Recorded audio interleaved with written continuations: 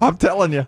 You're just gossiping? Something. I'm just sitting here, I'm just disc jockey jaw jacking right now. No, I'm not even on. Oh, gossip. Your mic's not on. I was gossiping like gossip crazy. girl. I heard some things yesterday. You know, For your hair. I was talking all about a situation. You just hinting. I'm sitting here on my nest. Talking all about things around, people I know. It don't concern you. Doesn't concern me a bit. And what do I say at the end of it? It's a mess. It's a mess. It's a mess. That sounds like from the movie. Zach Galifianakis. From the movie. The campaign. It's a mess. I'm coming to Washington and I'm bringing my broom. Great campaign. Because it's a mess. Great campaign. If I were running for office, for Senate or something, or Congress. Would you carry a broom? Yes, I'd say, I'm coming to Washington to clean things up and I'm bringing my broom because it's a mess. You wouldn't make it out of the primaries. But he had people at his rallies with brooms. That's a great idea. You've cut through. You get everybody brings a broom and you say, and at the campaign rally, you just hand out 200 brooms. Yeah. I'm coming to Washington. What am I going to do with a broom?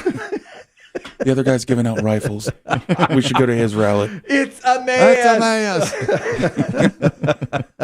So at the end, I was disc jockey jaw jacking about a situation I cannot bring up on air. But at the end of it, I said, it's a mess. It's a mess. It's a mess. And then Biggie goes, 10 seconds. What?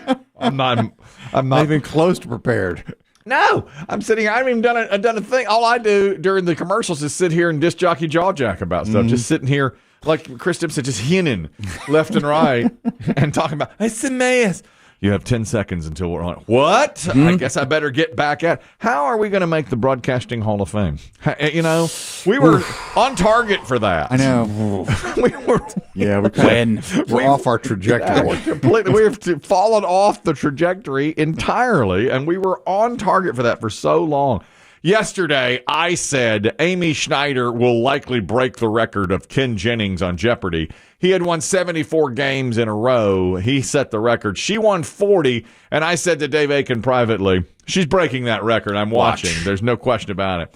Last night, she lost. Her record stopped at 40. She's the second longest tenured streak there on Jeopardy. I didn't see it happen. I saw some clips this morning, and the man who beat her, utterly shocked. He's the only man more shocked than me when we were going back on air. 10 seconds. What? That's how he looked last night. Put his hand over his heart. This is Final Jeopardy. The only nation in the world whose name in English ends in an H. It's also one of the 10 most populous. Okay, did you get that? Do you know the answer? Well, I saw it this morning. I don't think I could have come I up would with not it have gotten in that. Jeopardy time. No way. Ron Talsma, you come up with the right country. What is Bangladesh? That's a tough one, and that is correct. Champion Amy Schneider. Did she come up with Bangladesh? No response. You're going to lose $8,000. You're going to finish in second place with $19,600. Ron Talsma, you are our new Jeopardy champion. Amy Schneider, congratulations. What a run. You heard Ron, they edited him. So poor Amy just wrote, what is ... Nothing. No response. And she had done very, very well on Final Jeopardy's. In her 40-game streak, she'd only missed 3. That's pretty impressive. There are already whispers on social media that she threw it. What? Why? Who knows? Tired of the media glare? Who knows? Why would you throw it? It doesn't seem like a Jeopardy champ would do that. She won over $1.3 million. Remember they said that about Ken Jennings. That he threw it. His question was ago. somewhat easy, and he had won a couple of million. And his question, I remember thinking, that's really gettable. It was like... like seasonal employees. And it was E.F. Hutton or... H&R Block. H&R Block. He said E.F. Hutton, or I don't know what he said. FedEx. I think he thought said it was FedEx. And the answer was H&R Block. And it was for tax time. Tax time. And it was fairly easy, and he missed it. And so people said, oh, you threw it. Yeah. I don't think I don't think so. I didn't watch much of her. I found her very boring. I found her games very boring. She didn't do much flashy no at all. pizzazz. Yeah. Of course, he didn't have much pizzazz either, Jennings. Yeah. No, but I think his was because it was never happening before. Now that you have these kind of streaks. I agree. That's why I think she didn't get as much play. Here's the thing. We're inside Jeopardy now, okay? Jennings, it had never been done before. He won 74 games in a row.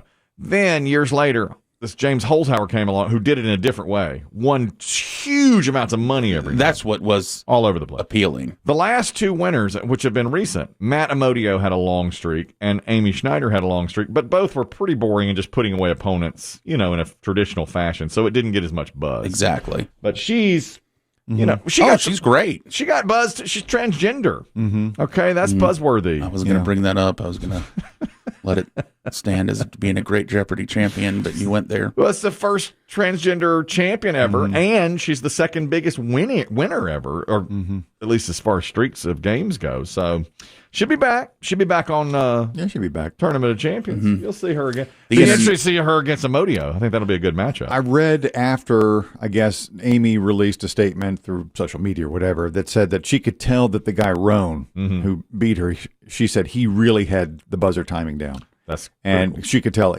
he had good timing and he knew answers. It's critical. The timing is really, really important, which we've heard from multiple contestants on there. There's a story today out of Spotify. We're on there if you want, whatever. Okay. We are? Somebody told me we are. I think you can. We are actually. I believe we. Under what? Whatever. What do you search? I don't know. Lame? I don't know. The other day we were talking of lame. Yeah, we were talking about podcasts and whatnot. I said, "Well, get us on Spotify," and they said, "Well, you're on Spotify. We're on all those. You're on all those things.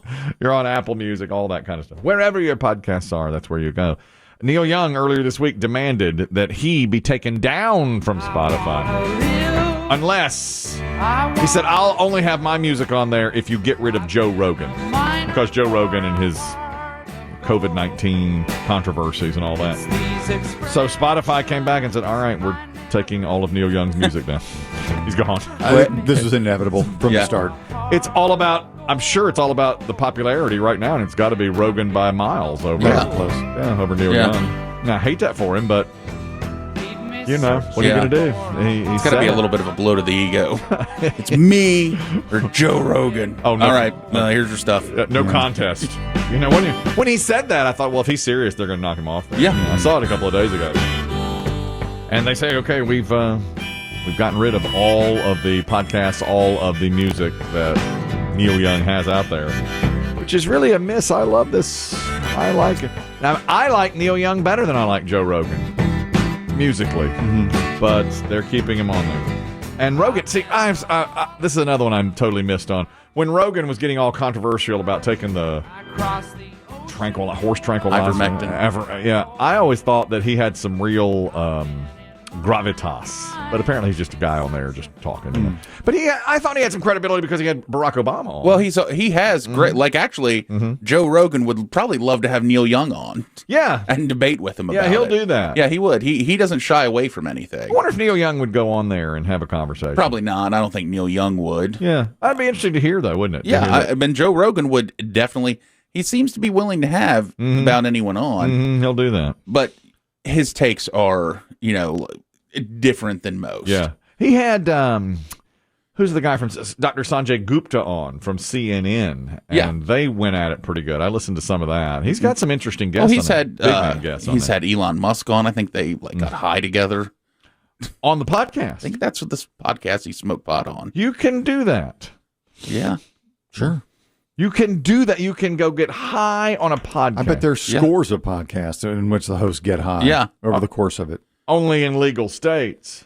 Of course. You better not do it in an illegal state. They'll come grab you if you do something like that. But no, I mean, I frankly, if I worked for Spotify and Neil Young showed up and said it's me or Joe Rogan, I'd be like, well, thank you for helping us here. I'm surprised it took 48 hours. It's like, okay, that's it. You're done. There's a hero today who you probably have heard of. He's an actor, Michael Rapparport. He recorded a guy shoplifting from a Rite Aid in New York City. He saw it happening and took video of it. I can't believe I'm seeing this. Yo, this guy just filled his 2 bags up with everything in Rite Aid right here on 80th and 1st Avenue. He's walking down the street like is Gucci. Look at me in my face like what's good. I was watching him the whole time. My man just went Christmas shopping in January. Walked right past the security guard, too. I guess I shouldn't call him a hero. He didn't stop it or anything. I was going to say, is there an ending that makes him heroic? No, that's it. He just He just narrates. he just narrates. It's like a movie or something that he's in. He's in a lot of movies that you've seen, but he's in bit parts in movies all the time. But yeah, really, he just walked past him, and so he was able to get his phone out and get that filmed and talk about it all at the same time. Hey, it's Hey. those big cities. It's happening. It's a mess. It's a mess. Get your broom. I get my broom and go to the big cities and clean it up because it's a mess. And that's exactly right. Yeah, I almost had an opportunity to become a hero the other day, much like Michael Rapparport. And much like Michael Rapparport, I did nothing. I could have been a hero at the local big box store, the Bullseye. Oh, really? Yes. What happened? Is it shoplifting? No, Theft? I was as I was pulling into the parking lot, I had to get Lubriderm and exam gloves. Well, so that's what most your of them are standard buying. midweek Right. stuff. Of course, yeah, right. So I had my shopping list, and as I'm pulling into the parking space, there's still piles of snow here and there. Yes. So the parking lot isn't as full, as empty as it could be. And I saw a man just kind of wandering between the piles of snow, and I thought, well, that's strange because this is a retail district. There's nowhere to walk. I mean, he was just kind of circling, and I didn't think. It seemed off, my spider sense. Yes, yes. So I go in the store, get my Lubriderm, get my exam gloves, and I come back out to the car, and I'm pushing my cart, and the guy says, it's the same guy. And I always try to park next to the carousel so I can put it right back in. Oh, He so goes, do I. He goes, hey, man, I got you. I was like, oh, Yeah. cool. All right. But he's not wearing the red bullseye vest. Clearly He's like, doesn't- hey, man, I got your card. And he's pushing a card, and he said, just put yours right on top of this. And I'm like, okay, thanks. And then he started in with the scam. Oh, yeah. I'm a veteran. I'm hungry. Yeah, My yeah, kid's yeah. addicted. Boom, boom, boom. And what he was doing, he was going to every single person Taking in their the card. parking lot and said, I'll take your cart, and then giving him the sob story. Yeah. Golly, man. So I could have gone inside and said to the manager at the Bullseye, you got a guy out here potentially scamming your customers. Right. But I didn't. You didn't do it. Because the manager looked to be about 22. Yeah, so he wouldn't have done anything either. No. I don't think she anyway. was going to do anything. You're right. You know, Exactly. run this guy off your parking lot. Yeah. I'm not going to tell my hero story. I was almost a hero at the gym about 2 months ago. I cut my finger on the trash can. Do you remember that? Yeah, who could forget? And I did. You bled everywhere. Heroically. Well, I did tell somebody, hey, that trash can is sharp. And they didn't do anything about it. And now a second woman has cut her finger on the trash can. kidding. No. So after she told me that she cut her finger just like I had cut my finger, I said, I cut my finger too. I said somebody ought to say something, but I already did. I already said something. I said that trash. There's a sharp edge that nobody knows, and so you put your finger on it, it'll cut it. I mean, I still have the end Still scarred? Well, it's sensitive. It's you know what I'm talking about. It's very very sensitive now. Hasn't fully healed. It looks like it has, but I think it's going to be with me the rest of my life. I think that My trash can finger. yeah. Is that your trashy fingers? Yes, it is. I think it'll be with me the rest of my life.